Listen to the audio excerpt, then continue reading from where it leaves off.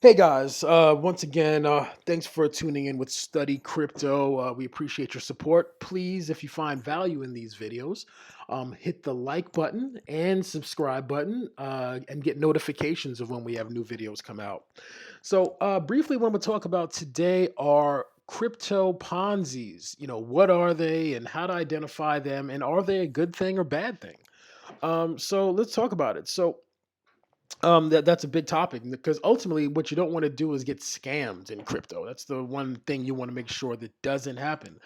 And so we'll talk about the difference between scams and Ponzi's. So, there's a couple of different kind of Ponzi's in crypto.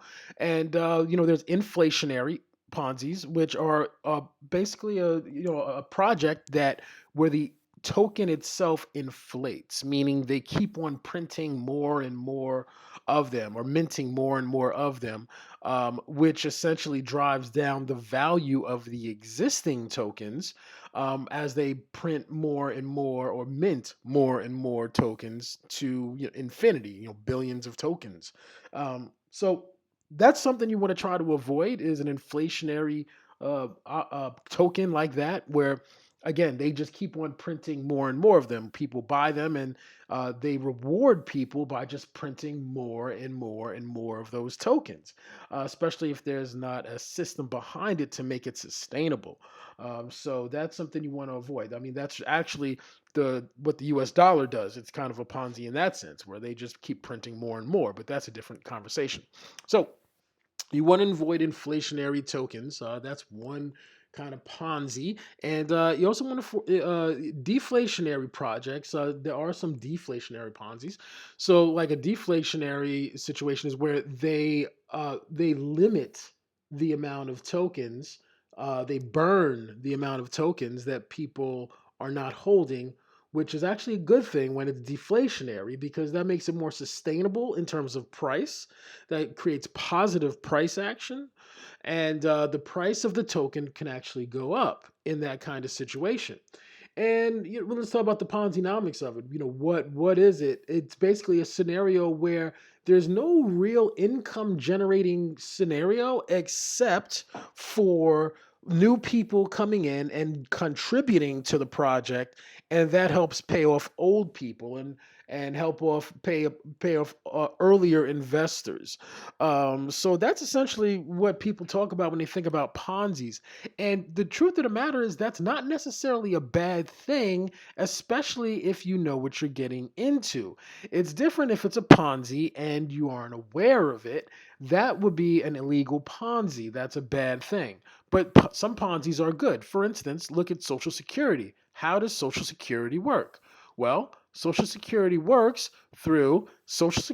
by pooling mandatory contributions from workers into a large pot and then paying out benefits to those who are eligible for them. Okay, when you work, you pay into the system by having a portion of your earnings taxed and earmarked for Social Security. So basically, Social Security is a Ponzi. Okay, by the definition that we like to use for Ponzi. But the difference here is that it's a Ponzi we knowingly participate in. That's why nobody thinks of it as a Ponzi, but it is a Ponzi. And so I think that the main distinction is between Ponzi's that you know you're getting into versus Ponzi's you don't know you're getting into. Bernie Madoff had a Ponzi that people didn't know they were getting into, and that was illegal and that was wrong. So that's something to consider when you want to freak out when there's a Ponzi scenario, Ponzinomics, as that we call it in crypto. It's not necessarily a bad thing if it's put together in a sustainable way. Okay, but I think the real goal of what people want to do is avoid scams, right? So let's talk about that. So how do you avoid a scam? So you want to try to only go into projects that are audited. So you want to get into projects that have an audit by a reputable auditor like Surtech or Paladin. Those are some reputable auditing companies. And most importantly, you want to read the audit, okay? Because just because a project gets audited doesn't mean it's a good project. You want to read it because if you read it, the audit may say, hey, there's a problem with the smart contract on this project, and you can get rug pulled. The owner, the creator, has the ability to pull out all the coins anytime. So you want to actually read the audit. They're not that hard to read. You just skim through it and find the information you're looking for. So that is a key thing. Make sure you get into projects that are audited and read the daggone audit. And secondly, you want to make sure you get into a project that's KYC'd. If it's not audited, you want to make sure that it's at least KYC'd. KYC means know your customer or know your client. So basically, a lot of projects don't get KYC'd, don't get audited, I should say. They don't get audited because it's very expensive. It's very expensive, especially for a new project to get audited. So it's cost tens of thousands of dollars. Okay. Now, KYC could be far less. It could be only a few $1,000s. So you want to make sure that you at least get into something that's KYC'd or it's at least on the way to being KYC'd. Okay, no, which means it's a third party company that is verifying that the creators and the creators of the contract, the creators of the platform, they are who they are and they're legitimate people. Okay, and because sometimes people want anonymity in the crypto space, and ideally, in the best world, you don't want to deal with a project that doesn't have owners that you can identify, right? You want to deal with projects where the people are visible and they're real people. They're not going by pseudonyms. Ideally, that's the best situation. But if they are going by pseudonyms, which is very understandable in this space because people are scared for their lives sometimes, in terms of whether the project works out properly or other agencies or companies might come after them for creating something that's challenging the current financial system, it's understandable. So at least you want to get KYC'd, which means a third party company verifies that the people are who they say they are and that they're legitimate and that they have their information in case it is a rug pull. There's a third party company that has their information and can track them down on your behalf. So that's important. Next, we have you want to make sure there's a multi-sig wallet involved. A multi-sig wallet means a multi-signature wallet in the smart contract, which requires a bunch of people having to sign off on any kind of withdrawal or transaction with the funds that have been put into the smart contract of the protocol. You want to have a bunch of as many as possible multi-signatures, because if only one person has the signature power to pull out all the money in the platform, that might be a red flag. That could be an issue. You know, because they could just run off with everything inside the project. You don't want that. So you want to try to ensure there's a multi-sig wallet in place. Next, if you're on the Discord of the project and you ask hard questions and you get banned for asking hard questions, it's probably a rug pull. You want to avoid that. You want to get into projects where they openly speak about any kind of issues that the participants have. You want to get into a project where the people in charge are constantly active and engaging with the people involved with the project. You know, that shows confidence in the project. That's a sign of that it'll be around a while when there's actual engagement from the creators on a regular basis. Also, you want to test a token's ability to sell. So what I mean by that is when you into a project, buy a little bit and then sell it and see if you're able to sell it. Because sometimes in the smart contract, they restrict people from selling their token. If it's a scam, they'll restrict people from selling the token. So you want to test it out. Test a small amount, couple of bucks, buy it and then sell it. Make sure you're able to sell it. If you can't sell it, that's a red flag for a scam. And you also want to test the ownership consolidation, which basically means how many people own the majority of the tokens. If 80% of all the tokens in the project are owned by two wallets or one wallet or three wallets, that's a red flag. You can check that out on the Etherscan, the blockchain explorer of the particular project, to see what the status of that is. That's a big red flag if 80% of the tokens in a particular project are owned by like three people.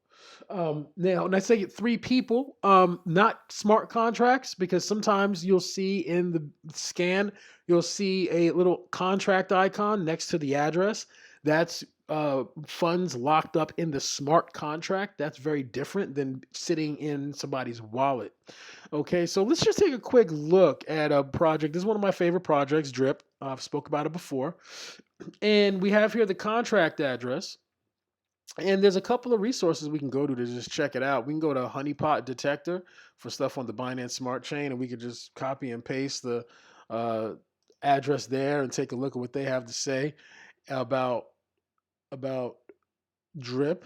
Okay, and boom. So so does not seem like a honeypot, meaning a scam. And it's giving you some information here. So this is a good sign for a project, right? It's not showing it as a scam. It's green. That's a good thing. Another resource you can go to use is go to RugDoc. Okay, RugDoc is another good resource where you can identify different projects. So you can go by project type, and we can search here. This doesn't have this doesn't have anything for the Binance Smart Chain. It has for Avalanche network, but you can scroll through here and look at different projects and what their risk profile is, and you can make sure that what you're involved in is not on this list of being a high risk project. Medium risk is obviously, be careful. So just this is a good resource as well. For Binance, here's another good site, BS Check. This particular site gives you the ability to scan projects on the Binance Smart Chain, the Ethereum blockchain, as well as Polygon. Okay, so looking here, we're gonna take another look at Drip, see what comes up with Drip. Put the contract address in. And this is saying it seems like a scam. Let's see why. Uh, the biggest problem is it's showing that the dev wallet info has an unsatisfactory amount of tokens in it. Again, this is to be interpreted how you wish, because again, this has to do with the smart contract. If we look into this, it's a smart contract. It's not actually a person's wallet. So just keep that in mind. But the other information here doesn't seem to be a honeypot. Cell seems to be okay. It's showing the kind of tax that's involved with the protocol, which is good. It's showing you a bunch of the top holders, which is good because it's not a massive amount. Like if between these five people, it was 90% of all the tokens, that's a bad deal. So just keep that in mind. I personally think to require 95% or greater of tokens to be burned or locked, that's ridiculous, right? I don't agree with this particular statistic of trying to identify a scam. But anyway, these are tools that you can use to identify a scam, which is pretty cool. So I hope that answers your questions, guys. Again, it's not a big deal if something is a Ponzi, as long as we all know that it is a Ponzi and we're participating in it and we are comfortable with it. We know how it works. And again, Social Security is a Ponzi by definition of how it works. This is a Ponzi, and we're all very happy with participating in it. And we all hope we get our money at a certain point in time, even though it's a poorly run Ponzi, obviously because it's underfunded. And but that's a whole nother topic. Anyway, thanks so much, guys. Please hit the like and subscribe button and notifications, and we'll let you know when more of these videos come out. Thanks so much, and talk to you soon. Bye bye.